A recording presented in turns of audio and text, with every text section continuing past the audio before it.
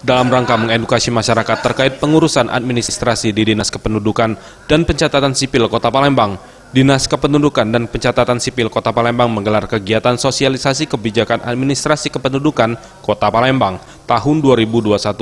Kegiatan ini digelar di Ballroom Hotel Atiasa pada Rabu 24 November 2021.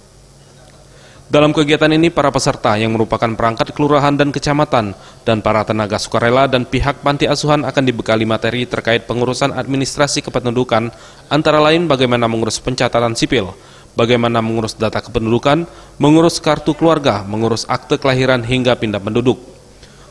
Usai memberikan sambutan, Dewi Isnaini selaku Kepala Disdukcapil Kota Palembang mengatakan, kegiatan ini sangatlah penting untuk memberikan pengetahuan kepada peserta yang nantinya akan memberikan pelayanan kepada masyarakat Kota Palembang. Dan juga ia pun meminta agar masyarakat dapat mengurus sendiri administrasi kependudukan tanpa melalui calo, karena dalam pengurusan administrasi tidak akan dikenakan biaya.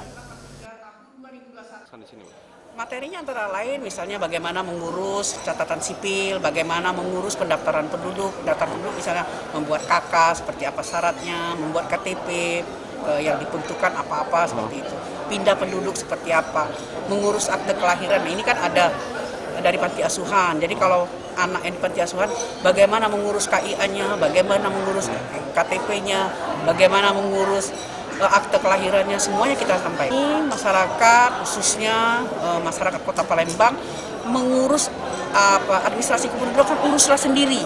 Jadi jangan menggunakan calo karena kita tidak sulit untuk mengurus administrasi kependudukan dan semua pelayanan di Dukcapil itu gratis.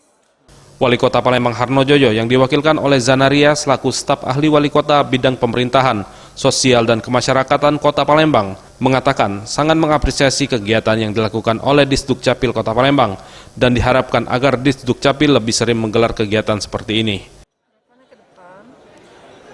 Setiap apa-apa yang baru yang ada di Dukcapil semoga dapat disosialisasikan melalui kegiatan seperti ini. Jadi harus continue lah mengadakan kegiatan seperti ini. Jadi apa yang ada di catatan sipil itu langsung diketahui oleh seluruh masyarakat. Tim Liputan Sriwijaya TV.